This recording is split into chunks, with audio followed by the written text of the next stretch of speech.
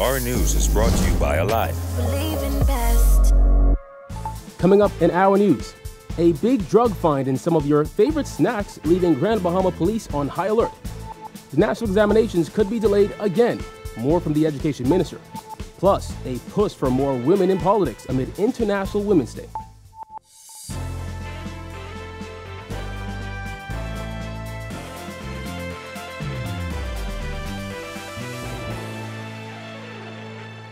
Welcome to Our News and thank you for joining us. I'm Kyle Joaquin. Top news tonight, Grand Bahama Police on high alert tonight after discovering drugs packaged as popular snacks on Sunday.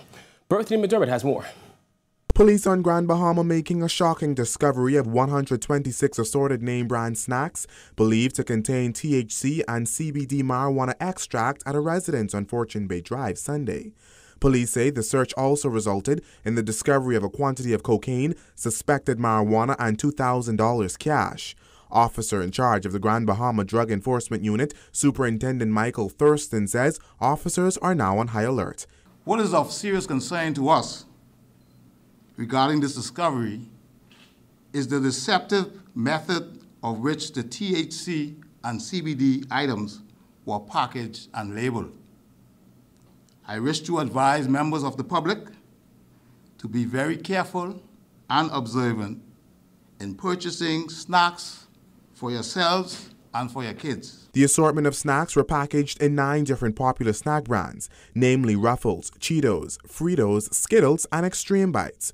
Thurston sending a warning to members of the public to be cautious when purchasing snacks. Here's how you can tell the difference between the popular snacks and a fake. You would want to look at the package very carefully, and there is some of the packages you see THC on some of the packages. On most of these packages you have THC or CBD. And obviously you wouldn't find that on a legitimate product. Police say a woman and a man were taken into custody in relation to this matter. Thurston added that residents should also pay close attention to the pricing. Some of these products are going to probably for around 50 cents to $1 in the food store. If you have an individual, legitimate ones, that's the legitimate ones, and if you have somebody on the street selling you an item that costs $1 for $15 or $30, something is wrong. Thurston was not able to say if the tainted products were being sold in local stores, and while he admits that these drug-infused snacks are for a specific market, the danger lies in the products slipping into the wrong hands. Thurston sending a stern warning to anyone involved in the drug business. This type of deceptive method in which persons try to get individuals to take marijuana, use marijuana, I call it a deceptive method, will not be tolerated. Reporting for Our News, I'm Berthany McDermott. Well, a 35-year-old man today charged with possessing 7 pounds of marijuana and assorted edible marijuana gummies. Michael Turnquest pleaded not guilty to possession of dangerous drugs with intent to supply and conspiracy to possess dangerous drugs with intent to supply. The West Bay Street resident also pleaded not guilty to importation of dangerous drugs and conspiracy to import dangerous drugs. He was granted $7,000 bail and will have to sign in at the Cable Beach Police Station 3 times per week. Turnquest, represented by attorney Rizard Humes, returns to court on June 23rd for trial. Bishop of the Catholic Archdiocese in Nassau, the Most Reverend Patrick Pinder, putting his support behind COVID-19 vaccination. In a letter to members, Pinder said, "I wish to take this opportunity to assure you that the position of the Roman Catholic Church as to vaccines against COVID-19 is that in our present circumstances, persons who are eligible and able to receive the vaccine should do so willingly." Pinder said getting vaccinated helps to protect the recipient as well as those who they come into contact with. He continued, "In this regard, receiving the vaccine promotes the common good by protecting an individual's health, promoting public health, and saving lives." Reverend Pinder said as Pope Francis has already been vaccinated, he plans on doing the same. History could repeat itself this year when it comes to national examinations. Minister of Education Jeffrey Lloyd telling parliamentarians that there is a possibility that the exams could be delayed again this year. Jasmine Brown reports. The Education Minister was contributing to the 2021-2022 mid-year budget debate when he revealed that the national examination dates could be pushed back. But Lloyd insists the Ministry of Education is doing all that it can to mitigate the negative fallout from the COVID-19 pandemic. As previously announced, The exams are scheduled to start on April the 13th. But with most students just returning to face-to-face on February the 23rd, it is possible that the schedule may be adjusted to give our students more time if we find it necessary to prepare. The minister encouraged parents and students to remain alert for future announcements. He also encouraged students to continue to prepare. In the meantime, students, please take this time to prepare as earnestly as you can, because the exams are coming, barring any unforeseen circumstances. The 2020 national exams were delayed several times last year due to the COVID-19 pandemic before they resumed last September. Results from the exams show that while fewer students sat the exams, those who did sit them did worse than the students who took them the year before. It should be noted that the events of 2020 will affect performances of candidates in 21 and 22 examinations, and even beyond, because of circumstances beyond their control. Face-to-face classes did not resume in public schools on Abaco, Eleuthera, Exuma, and New Providence until late last month due to the high COVID-19 case numbers. Many of the schools have transitioned from online learning to a hybrid system. Reporting for our News, I'm Jasmine Brown. Well, thanks, Jasmine. A cooler start to the work week. Greg Thompson has the latest over in the Weather Center. Thanks, Kyle. Your first look at weather tonight is being brought to you by Ports International for all your medical supplies and your equipment needs. Pretty cool conditions outside our studios under partly cloudy skies. The breeze is really kicking up out there. Temperatures are in the upper 60s, and with those breeze, feels like temperatures are in the mid 60s. High pressure to the north of us, basically bringing a lot of that Atlantic moisture across our area. Cloudy conditions across the entire chain. We do have a frontal boundary hanging out near the southeast Bahamas, but the breeze will continue to make conditions rather cool for the rest of the evening. That's your first look at weather. Your extended forecast is still to come. Still to come on our news, a push for more women in politics. Plus, the DNA to spend $100,000 minimum on campaigning. That's coming up when our news returns.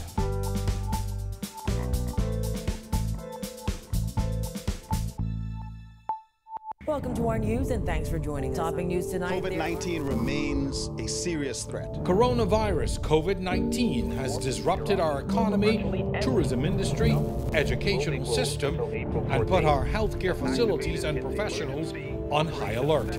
Are you prepared? Do you have all the facts? Stay tuned to this network for the very latest news and information on this global pandemic.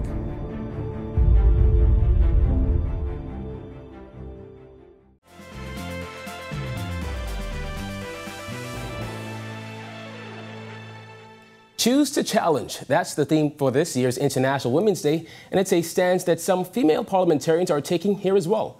Our Jillian Gray has more in this first edition of Women in Leadership.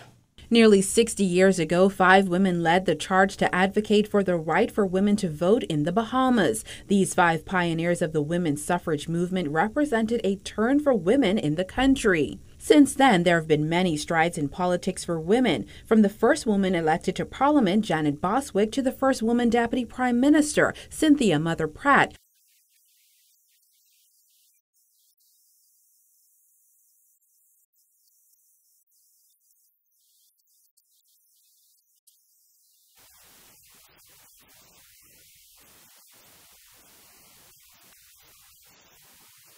Despite those advances, there is still a stark lack of representation in Parliament. There's never been a female prime minister, and at the highest level of leadership, men far outnumber women. There's just 5 female parliamentarians in the House of Assembly today. These women say it's time for more women to enter politics and represent women's issues at the highest policy level.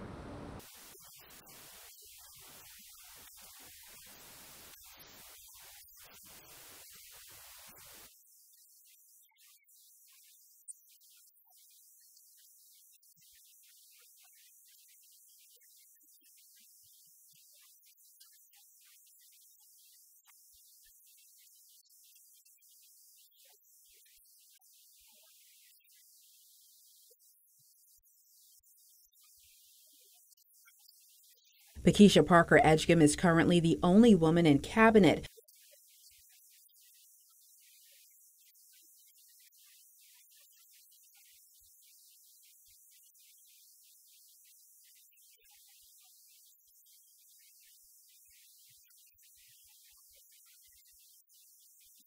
All around the world, women are hashtagging Choose to Challenge for women's equality. These parliamentarians say they will continue to challenge the status quo and advocate for more women to enter politics.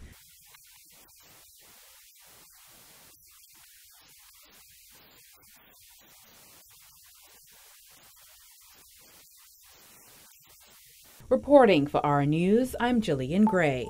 The Progressive Liberal Party promising mortgage relief, part of its economic plan released yesterday. Deputy Leader Chester Cooper explaining how a PLP government would negotiate with banks and lending institutions to ensure landlords don't lose their home because of a tenant's inability to pay. Where landlords are relying on rents to pay mortgages, we will work with lenders to encourage them to reschedule payments to avoid defaults. We will work with banks to keep homeowners in their homes. We will work further to provide more funding for mortgage subsidies for the most needy. Cooper says the party's plan addresses the high cost of living in the country, an increase in minimum wage in the private sector, and social services benefits. We plan to use the RISE prepaid debit card. No more standing in the hot sun waiting for vouchers.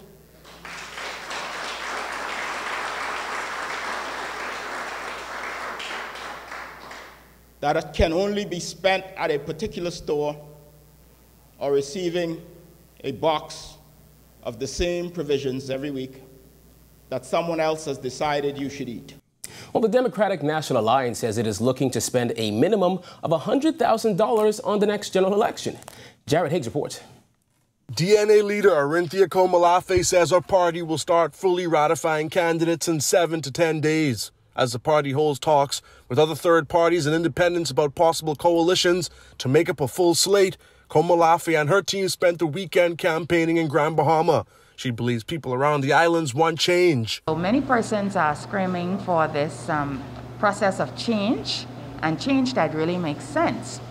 With talks of an election getting louder by the day, Komolafe says her party, funded by its executives and members, is ready to put up a minimum of $100,000 in the fight. She says they don't have the same financial backing as the two major political parties, but that isn't discouraging them. We were very pleased by the fact that they are very much open for an alternative, perhaps now more than ever in times past. But Komolafe acknowledges that her party has challenges with viability. The DNA has never won a seat in Parliament in the past two elections. She says not having a seat means less media coverage. She also says COVID-19 has made it more difficult for the party to raise money.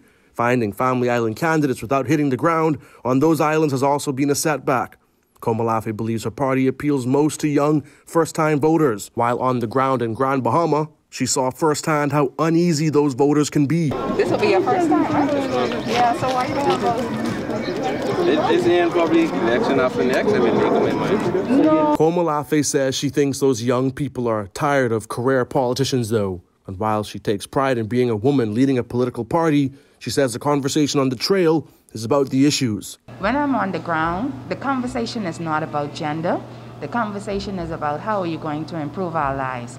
How are you going to empower the Bahamian people? How are you going to develop our nation and take us from being second-class citizens to first-class citizens? And that's very positive for me because those are answers that I certainly have those are questions that I certainly have the answer for. Reporting for our news, I'm Jared Higgs. In other news, the Bahamas Development Bank is helping business owners get the tools they need to revive the Bahamian economy. Georgia Bain reports. More opportunities are on the way for the inner city, according to Prime Minister Dr. Hubert Minnis, who officially opened the Bahamas Development Bank's new location this morning.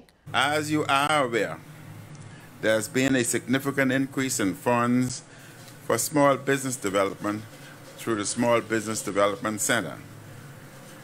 The increased investment in small businesses and entrepreneurs is at the heart of my government's ongoing diversification of our economy. The Prime Minister says legacy issues, funding challenges, and issues of loan repayment have affected the bank's effectiveness. Issues Bank Chairman Charles Barnett believes have since been resolved, making way for the bank to tap into its full potential. With the recent pledge to recapitalize the bank and ensure BDB has the financial resources needed in the years ahead to help us meet our development goals, we are now able to take advantage of this commitment to attract further support from our international partners and to provide much of the capital needed by entrepreneurs for startups and established businesses.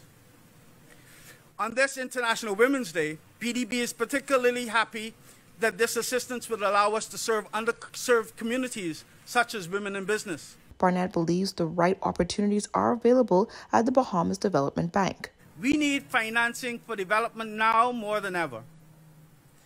BDB is well positioned to provide funding to areas that promise to maximize impact on sustainability, financial inclusion, and prosperity. Reporting for our News, I'm Giorgio Bain.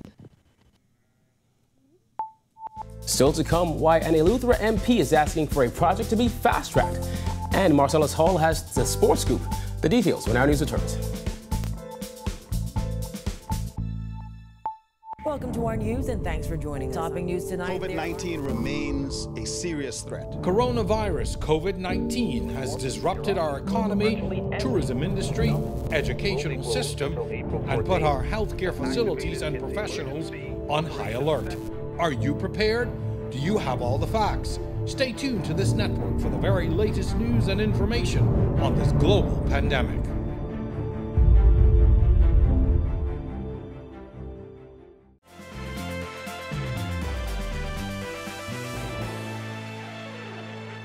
You're watching Our News. Welcome back. Central and South Eleuthera Member of Parliament Hank Johnson today pleading with the Minnis administration to fast-track Disney's Lighthouse Point development. Johnson, who has been an avid supporter of the controversial project, says he wanted to become a reality sooner rather than later. This project has met some of the most demanding requests in recent times. I beg of my caring government, once the EIA report has been approved, that this project be fast-tracked. Disney Cruise Line submitted its EIA to the government in December 2019. In November 2020, environmentalists called for the EIA of the multi-million-dollar cruise port development in southern Eleuthera to be made public. Disney has maintained that the multi-million-dollar project will be an economic catalyst for the community. Keeping the residents informed of the proposed project, Disney has promised and is today doing as promised, remaining respectful to the government of the Bahamas and the people of Eleuthera, more so Central and South Eleuthera.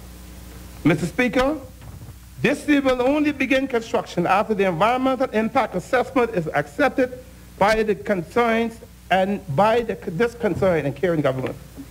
Kai Jones and Texas continue to play well as conference championship action heats up. Here's Marcellus Hall.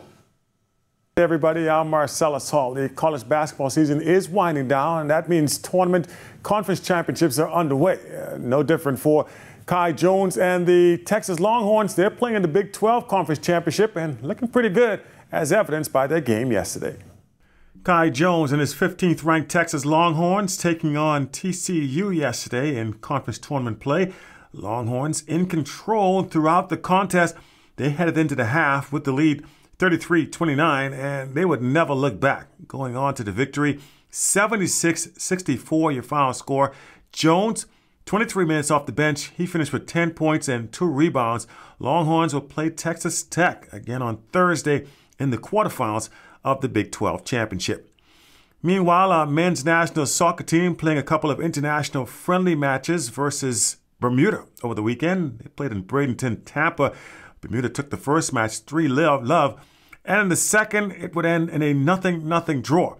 Team Bahamas is headed back home now. They will begin qualifying matches beginning on the 27th of this month with a match versus St. Kitts here in New Providence. And that's a check on sports for you here on this Monday. I'm Marcellus Hall. Back to you. It's now time for tonight's Financial Market Minute, brought to you by RF, your local investment bank.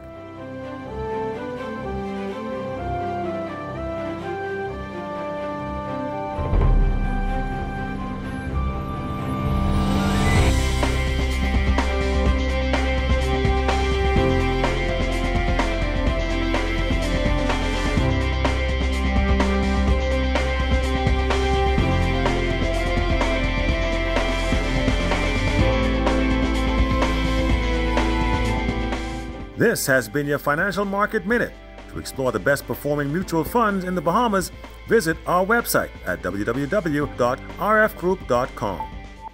When our news returns, Greg is back in the Weather Center and a Commonwealth Day like no other. A message from the Queen when our news returns.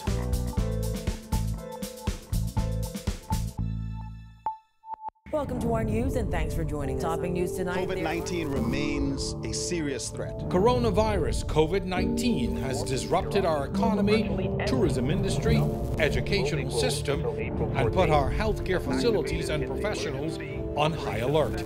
Are you prepared? Do you have all the facts? Stay tuned to this network for the very latest news and information on this global pandemic.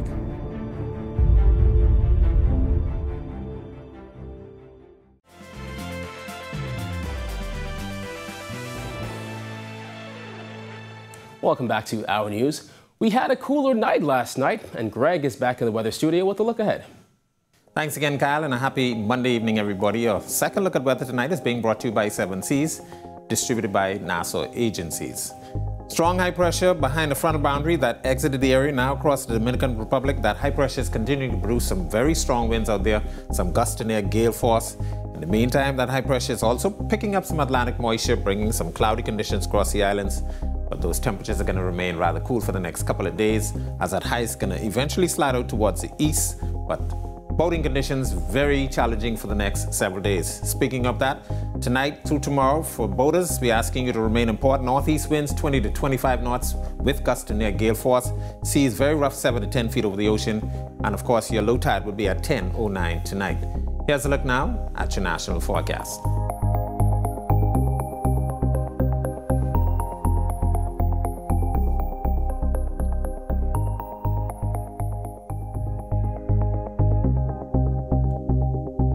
A look now at your extended forecast through Saturday.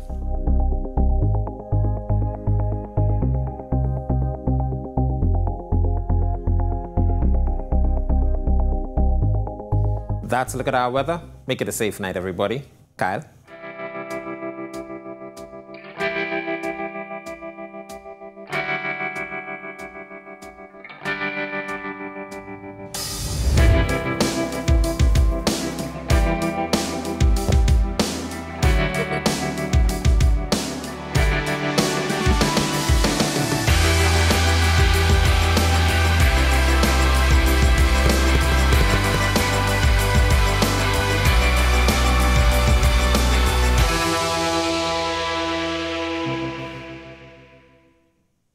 And finally tonight, Queen Elizabeth II sending a message of friendship and unity throughout the Commonwealth nations as the world marks Commonwealth Day tomorrow. The Queen notes that this is a time like no other where every nation has been touched by the pandemic. Looking forward, relationships with others across the Commonwealth will remain important as we strive to deliver a common future that is sustainable and more secure, so that the nations and neighborhoods in which we live, wherever they are located, become healthier and happier places for us all. While those experiences have been different across the Commonwealth, the Queen says the commitment and selflessness of frontline healthcare and public service workers has been the same around the world. Well, thank you for joining us for Our News tonight. On behalf of the entire team, I'm Kyle Joaquin. We will see you right back here tomorrow night. Have a good evening, Bahamas.